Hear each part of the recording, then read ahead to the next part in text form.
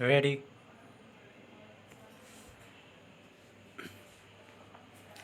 Start. देश के IT sector की प्रतिष्ठित कंपनी इन्फोसिस के पक्ष में केंद्रीय वित्त मंत्री निर्मला सीतारमण के बयान की सराहना की जानी चाहिए।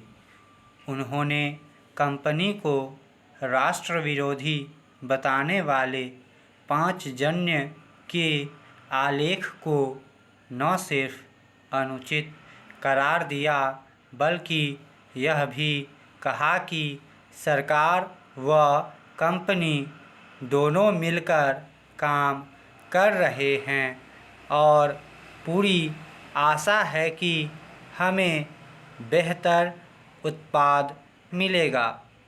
गौरतलब है कि राष्ट्रीय स्वयंसेवक संघ से जुड़ी इस साप्ताहिक पत्रिका ने अपने मुख्य आलेख में पिछले दिनों जीएसटी व आयकर पोर्टलों में आई खामियों को देश की अर्थव्यवस्था को अस्थिर करने वाला बताया था। अपने बेहद आक्रामक आलेख में इसने कंपनी पर टुकड़े टुकड़े गैंग का मददगार होने का आरोप भी मढ़ दिया था।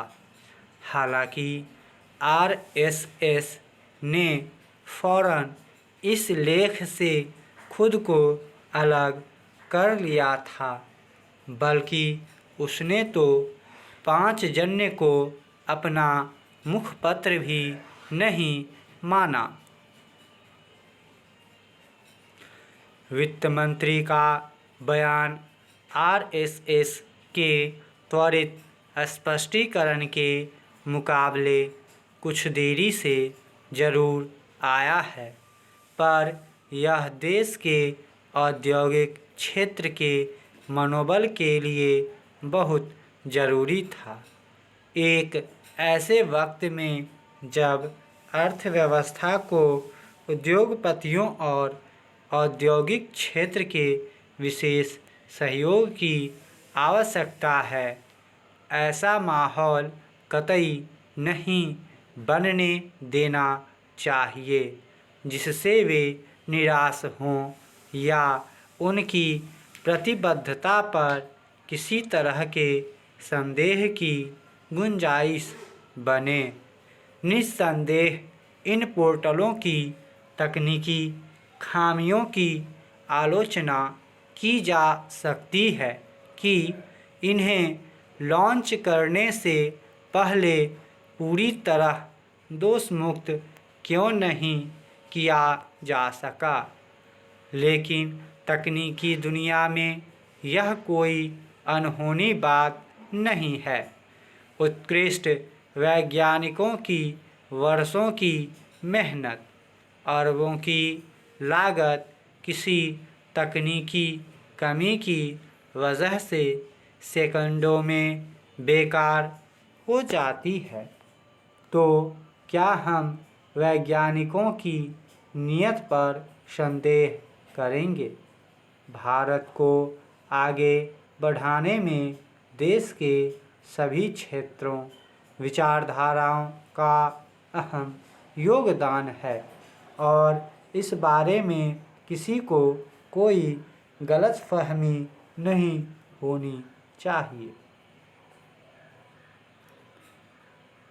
वैसे भी किसी भी सरकार या संगठन से मुख्तलिफ राय रखना, उसकी मुखर आलोचना करना लोकतंत्र की बुनियादी विशेषता है और देश की ऊंची अदालतों ने कई बार हिदायत दी है कि आलोचना की बुनियाद पर किसी के विरुद्ध देशद्रोह के मुकदमे दर्ज नहीं किए जा सकते, लेकिन तमाम सरकारों ने ऐसी लोकप्रिय अवधारणा खड़ी करने की कोशिश की कि उनकी आलोचना को देशद्रोह के बराबर देखा जाए।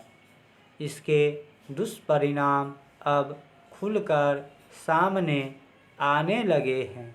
अभी तक राजनीतिक विरोधियों के विरुद्ध इस टैग का इस्तेमाल होता था, पर यह घातक प्रवृत्ति अब औद्योगिक घरानों को चपेट में लेने लगी है। यह संजीदगी से सोचने का समय है, सरकार के स्तर पर भी और समाज के स्तर पर भी। यह प्रवृत्ति पहले माहौल विषाक्त करती है, फिर कायदे कानूनों के दुरुपयोग का सिलसिला चल पड़ता है।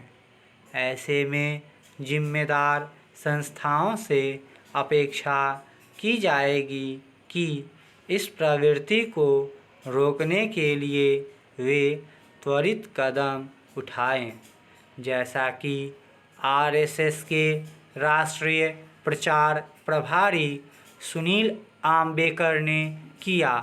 उन्होंने देश की उन्नति में न सिर्फ इन्फोसिस के योगदान को स्वीकारा, बल्कि लेख में व्यक्त विचारों से संघ को अलग कर लिया। आज़ादी की लड़ाई से लेकर दुनिया की शीर्ष अर्थव्यवस्थाओं में देश को खड़ा करने तक हमारे उद्योग जगत की देशभक्ति असंदिग्ध रही है।